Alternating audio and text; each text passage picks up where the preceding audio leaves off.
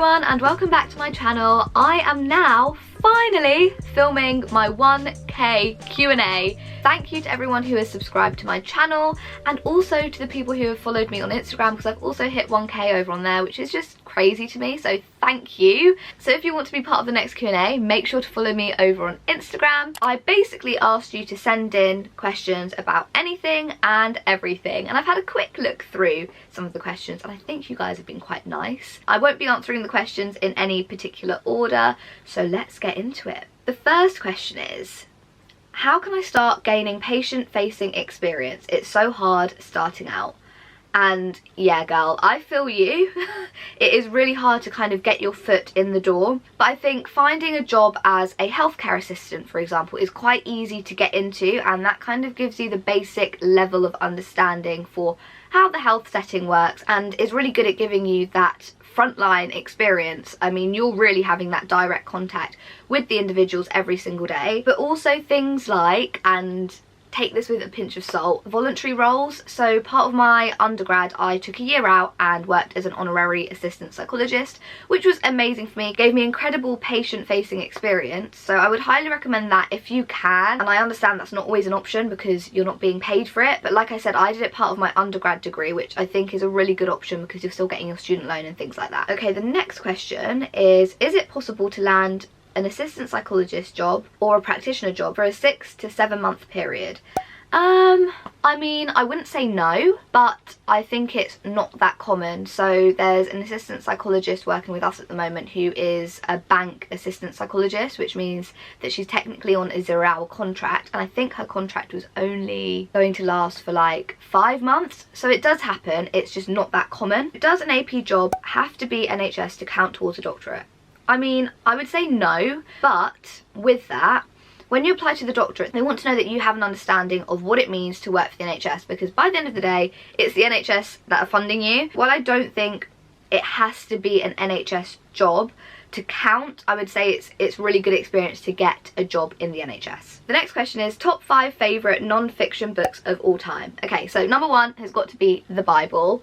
I don't really read that many non-fiction books apart from the Bible, but I'm having a look at my little Goodreads. I really like Live Fearless, A Call to Power, Passion and Purpose. That's by Sadie Robertson. I also really like Sometimes Therapy is Awkward, and that is by Nicole Arts. I really am enjoying Formulation in Psychology and Psychotherapy. The Skeleton Cupboard by Tanya Byron is really good as well. So these are my top 5 non-fiction books. So next question, building confidence in being an AP. So I still find this really difficult, but I think having a good supervisor where you can ask loads of questions and get material from, like, on topics that you're not feeling too confident in. Also having a good support network with other APs. So I'm part of the assistant psychologist group at my trust. Also, like, the online community can be really supportive as well.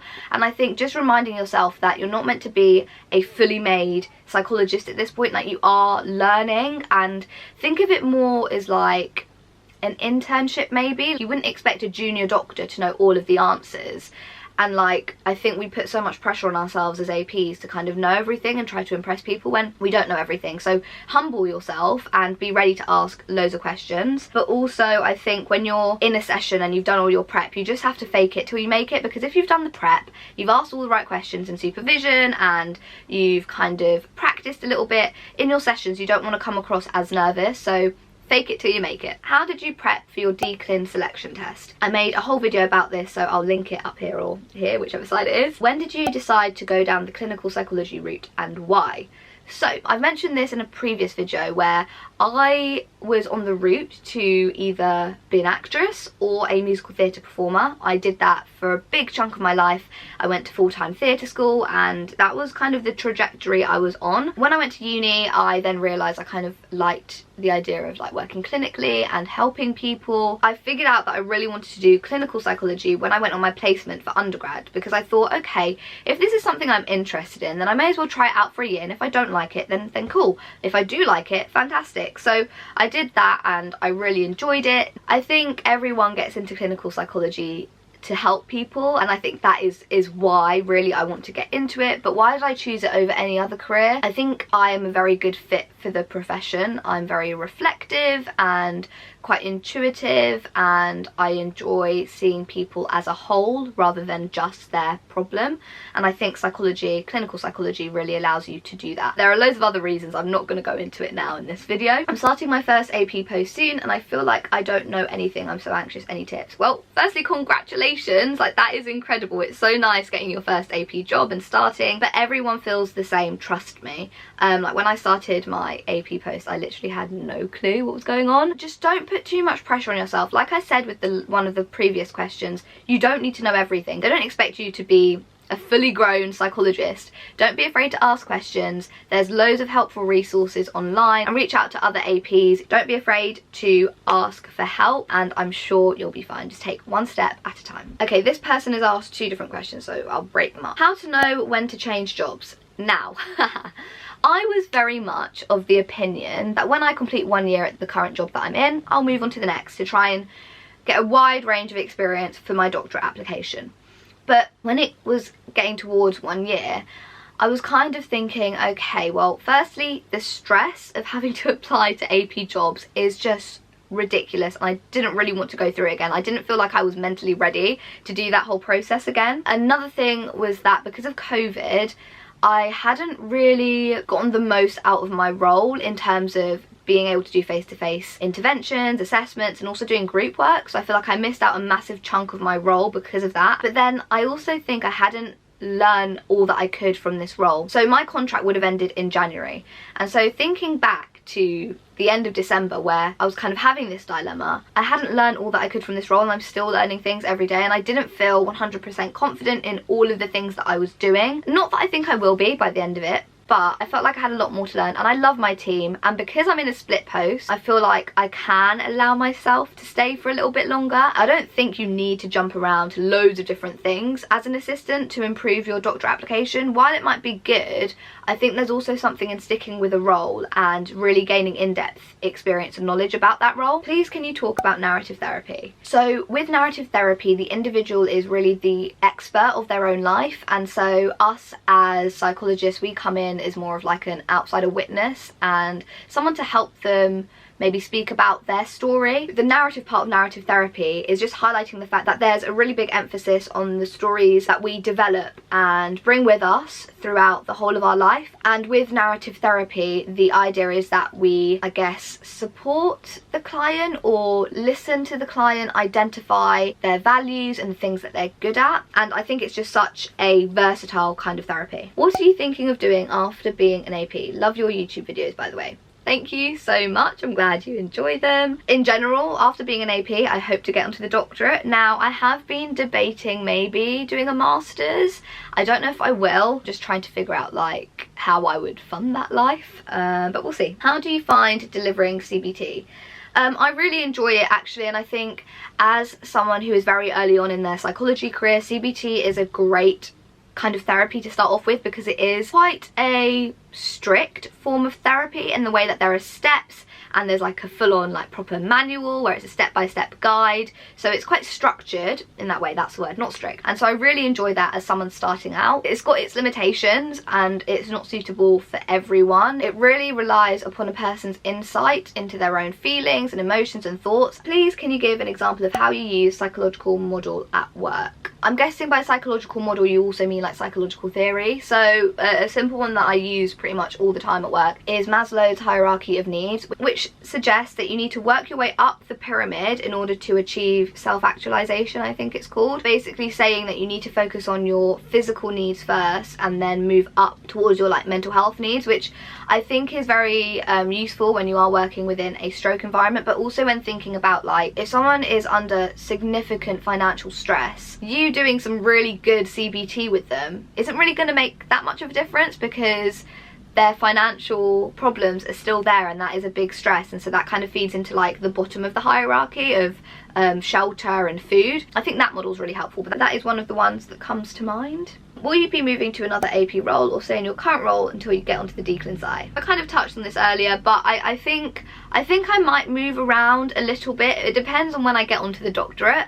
I really don't know. At the moment I am keeping my eyes peeled for like other jobs, but I'm not kind of actively searching, and I would be happy to stay in the role that I am until the decline side, because I absolutely love my job and I love my team. What piece of advice would you give to a psych third year undergrad? Love you. Oh, I love you too. So for a third year psych undergrad, I would say it's to get experience, but I understand that can be really difficult when you are in your final year. But if you are someone who is working a part-time job, like most students do, I feel, if you're willing to work part-time, then maybe get a part-time job as a healthcare assistant to gain that valuable experience. So I think that would be my number one tip. Can you be an AP without any paid psychology experience? Yeah, I did it. While I had paid experience in the care sector, I was never paid for any psychology experience. I worked for free during my honorary post as an undergrad. I think some roles want you to have paid experience within a care setting. How important is research/publications for the doctorate? I think it really depends on what course you're applying to. Some courses say that you have to have a publication, some say that you have to have a master's. You just need to do your research, to be honest, but I don't have much research experience, if at all any, apart from my undergrad. I don't have any publications apart from some reflective pieces that I've written, so it's a hard question to answer, but I would just say do your research. How important is varied experience, e.g. lots of clinical populations? I think there might be a myth around the need to jump around, and I say I think because I'm not 100% certain. A lot of the conversations that I've had with APs and just people in the psychology world, maybe a few years back, there was always an emphasis on, yeah, you need to jump around, get as much experience with different populations as you can. But then looking at other people's experience when they get onto the doctorate, a lot of them have stayed in the same post for like 3 years, and so now I'm thinking, maybe it's not that important to jump around. I'm kind of on the side of, I don't actually think it's that important. I think if you're in a good role that gives you varied experience and allows you to learn the competencies that you need to get onto the doctorate, then I think you should be fine. I feel like there's a big jump from uni studies to an AP post with specific tasks. What helps?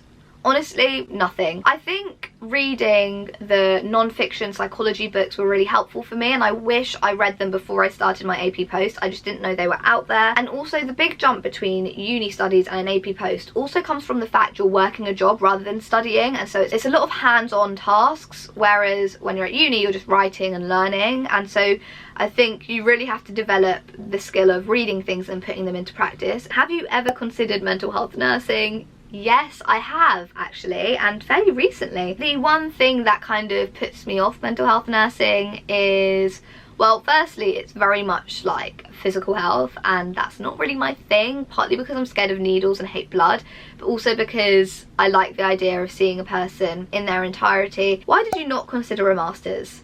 I am at the moment. I think previously it was mainly because of the funding, and it still is about the funding for me. Does your faith benefit your work as an AP? Yeah, it definitely benefits my work as an AP. I think some days are really difficult, and even the process of becoming an AP is really difficult, and I don't know how I would have done it without my faith. Hearing about other people's stories and their hardships, like, I have to believe in something in order to cope with that. It's part of my coping mechanism, and it gives me hope. I think it gives me another layer of resilience in this job. Have you done a master's? If so, what is it in? Nope, I have not done a master's. Why is clinical psych hard to get into, and what's the difference between that and a therapist? There's loads of different reasons as to why it's really hard to get into, but I think it's a funded course. They do have self-funded places, but it's a funded course for the most part, and there's not that many spaces on the course.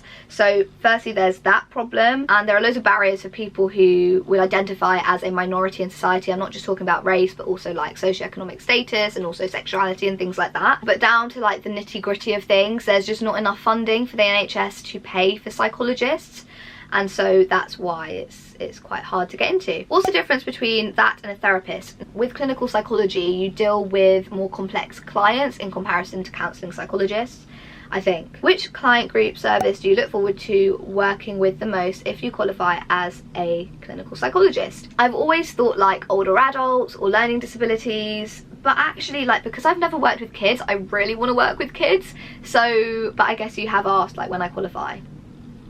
At the moment I'd say older adults or learning disability, but then also I love stroke and I love like neuropsychology. I don't know, there's too many options. Do you think it is possible to be in a relationship whilst doing declin psy? I love this question because I think we get so many questions about like the practicalities and like the academic side of becoming a psychologist, but not about like our own personal selves. And yes, I think it's possible. I think it will be bloody difficult, and I think it's just important to have a supportive partner when you get onto the course, and you in your head I guess need to prioritize in a way what is going to come first. How did you keep up in uni to achieve a 2-1 or higher? I guess I was very strict with my routine. I used to wake up really early before most of my housemates and get work done, because as soon as my housemates woke up, guys, I got nothing done. So I'd say sticking to a schedule, a lot of planning, and being very self-disciplined. Thank you so much for your YouTube. I found it so helpful. Thank you. I'm so glad it's helpful. Do you ever compare where you are in your psychology journey to others? I find it so hard. Yes, definitely. And I think it's so easy to do when you're part of the psychology Instagram world and like you just see what everyone else is up to and how much they're doing. I think I do compare myself a lot to other people, and I think about, oh, they got onto the doctorate in this many goes, like I need to do the same or beat it, and that's just not the case. Like, you're on your own journey and you need to think about yourself, like, are you really ready for this next job? Are you really ready to be on the doctorate? And for me right now, I don't think I am, and you have to have that honesty with yourself. But I think you also need to know how to protect yourself from what you're taking in, and so sometimes it's a really good idea to just like turn off your phone from all of that. How to deal with imposter syndrome and tips for keeping up with psychology study. It depends on the kind of person you are, but I really appreciate getting feedback from my supervisors, and when they say that I've been doing a good job, then that kind of reduces my feelings of imposter syndrome. Tips for keeping up with psychology study. It's been a while, guys, since I was at uni, but again, I think it's about being strict, planning, and when you do your reading, maybe only read the abstract first and then decide whether you're going to read the whole paper, because at first I was trying to read the whole paper with every article that they were giving us. Gosh, how do I achieve a 2-1? I am struggling. Ugh, I really wish I could give you some good advice, but I'm pretty sure S.A. Kanayo does loads of YouTube videos on like studying, so I'd maybe head over to her channel. Overall, I would say get people to proofread your work, ask for help from your academic advisors if you have one, but also remember that your degree is really important. Like, I pissed around so much during my undergrad, I wish I took it more seriously. I also think just reading, but reading with a critical eye of, okay, like, how is this person writing their essay and how can I use some of their techniques in my own academic writing, I think is really helpful. And the final question is, can you advise for a master's degree in clinical psychology from universities in London? No, I can't, but if you head over to findamasters.com, they tend to list all of the different masters course that you can use. So yeah, that's all of the questions, guys. Thank you so much for tuning in and for sending in all of your questions. Please give this video a like if you liked it and subscribe for more content like this. And until next time, guys, I'll see you later. Bye.